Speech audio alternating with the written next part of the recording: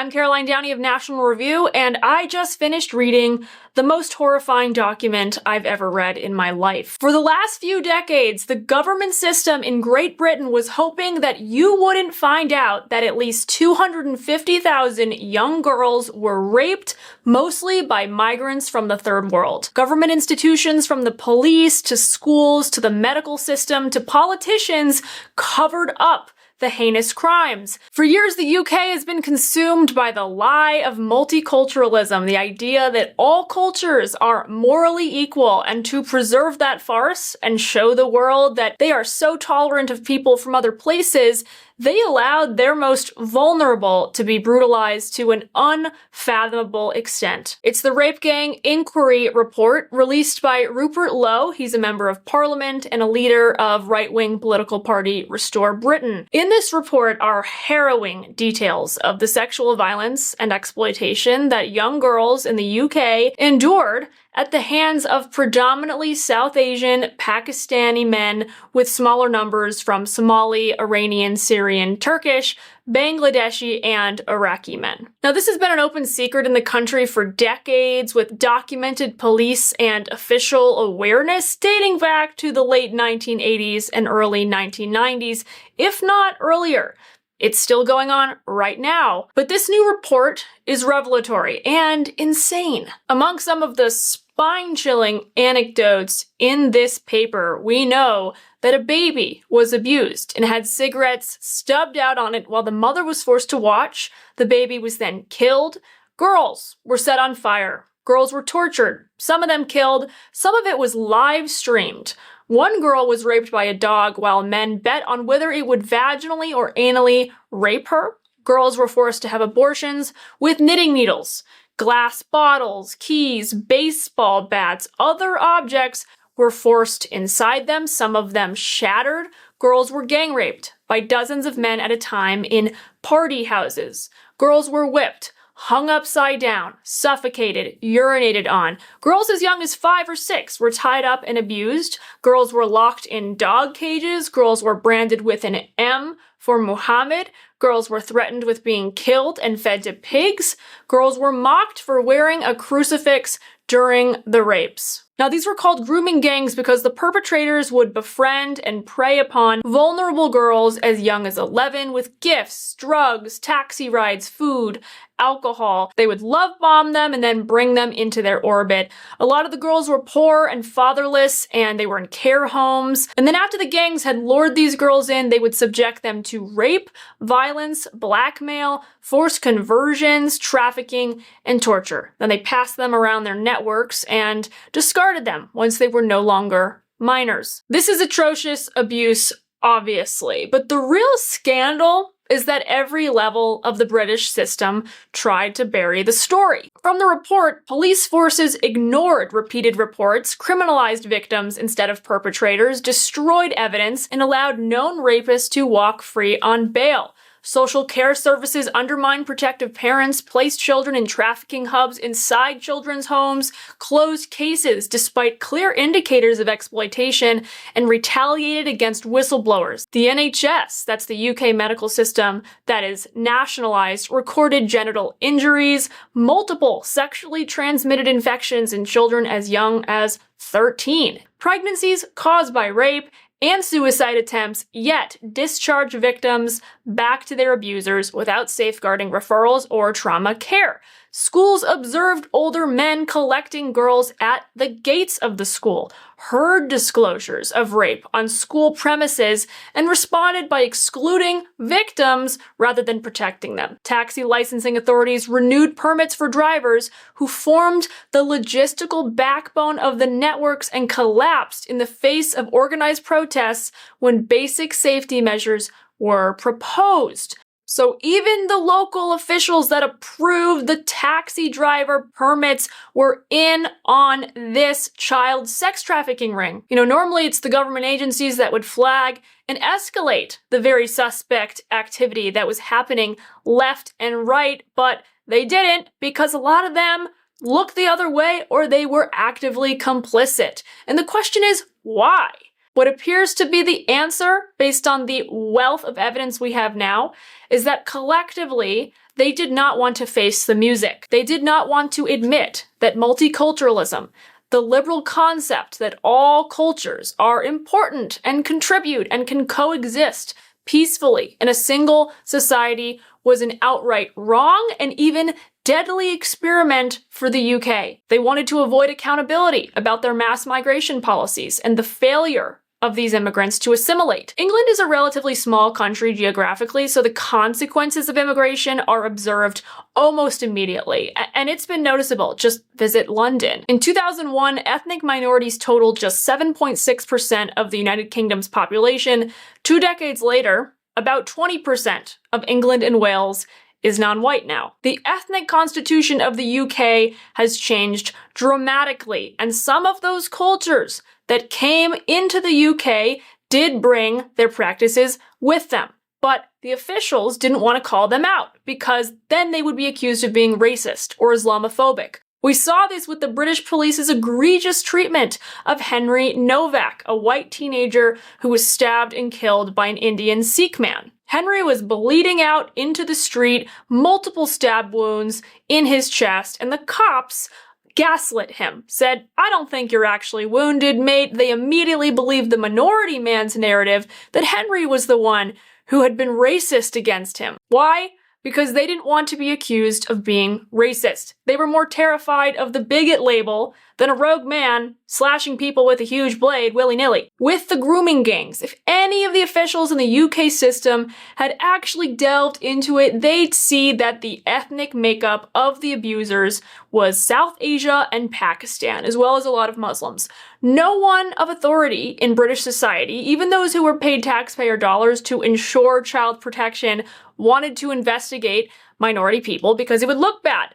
They didn't want to be accused of generalizing or being discriminatory, even amid overwhelming evidence that this was a problem unique to certain ethnic groups in the United Kingdom. The report says, in court records and official inquiries, around 87% of those convicted in these group-based child sexual exploitation cases bore distinctively Muslim names.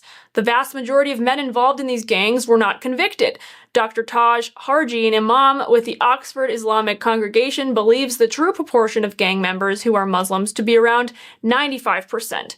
This figure far exceeds the Muslim share of the overall United Kingdom population.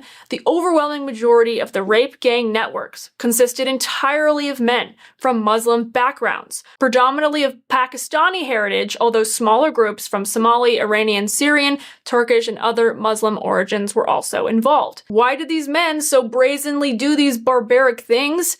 It was very commonplace in their cultures. Child sexual abuse is a widespread and severe issue in South Asia and Pakistan. Between 2020 and 2022, India ranked highest for number of child sexual abuse reports, then the Philippines, then Pakistan.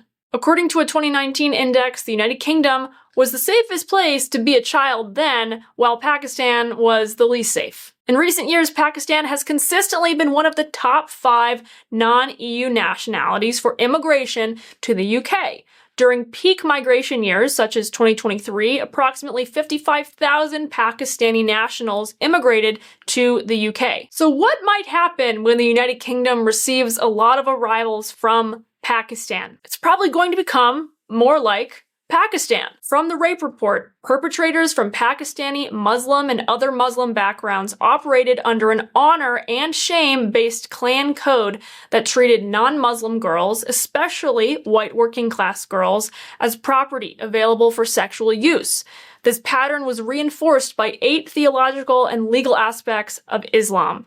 These include the doctrine of Muslim superiority drawn from Quranic verses that position Muslims at the top with the duty to correct non-believers. The gang members' justification for their crimes can be found in the Islamic principles of loyalty and disavowal known as al-wala wa ibara. It demands enmity towards non-Muslims, the superiority of men over women, forced marriage combined with the absence of any fixed minimum age of consent, the perception of female sexuality as inherently dangerous, a system of sex slavery that authorizes sexual relations with non-Muslim captives, and a religiously sanctioned social hierarchy that subjugates conquered non-Muslims. These elements filtered through clannish immigrant subcultures, provided religious justification that enabled the systematic rape and even slaughter of white British girls. Now, the original hub for the rape gangs was England's North and Midlands, where immigrants from Pakistan and Bangladesh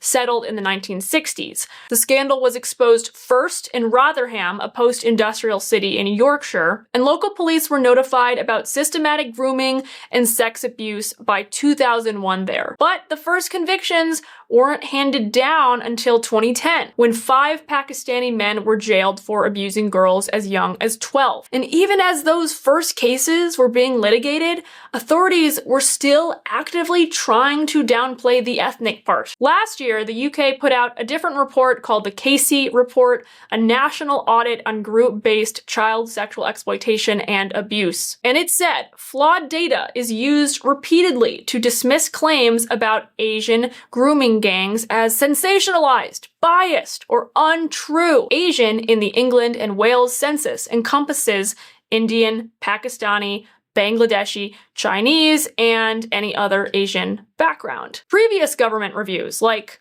this 2020 UK paper titled Group-Based Child Sexual Exploitation Characteristics of Offending, actually tried to claim that white men were the majority of the offenders. That was debunked. In Rotherham, it was found that nearly 2/3 of suspects, 64%, had a Pakistani background, even though Pakistanis make up just about 4% of the town's population. By contrast, just 22% of suspects were recorded as British. Of the convictions, 62% were recorded as having a Pakistani background. But in so many of these official UK government reports, the language is tiptoeing and constantly hedging around the truth. Like the Casey report from 2025.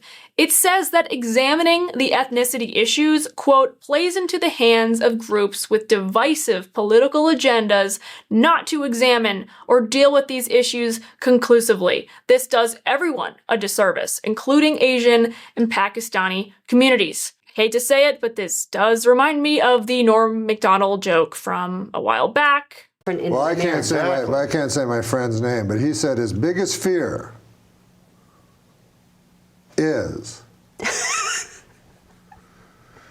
that ISIS or some terrorist group like that will get a hold of a dirty bomb and explode it over a major city within the United States and kill tens of millions of people. Because then the blowback against innocent Muslims would be absolutely terrible. Yeah, that's horrific. That's true. All right, let's do some jokes. The charade has to stop. For years, the UK systematically looked the other way on the ethnicity question. They discussed it in euphemistic terms, using the phrase local community.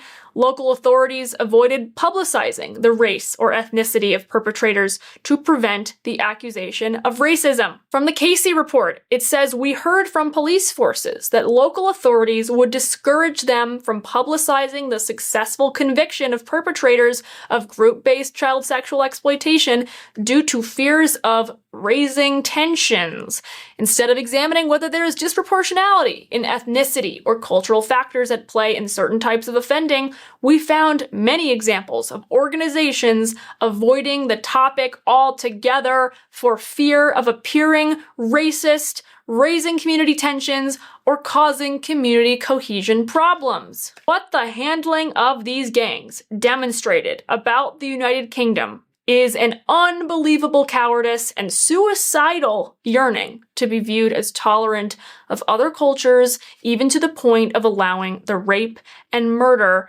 of their little girls. The system basically just stopped short of saying, thank you for raping my daughter. The story is awful. It is deeply disturbing, but it has to be discussed. This is an ongoing theme. The United Kingdom's self-immolation in the name of social justice and being tolerant toward other cultures. It is a disgrace.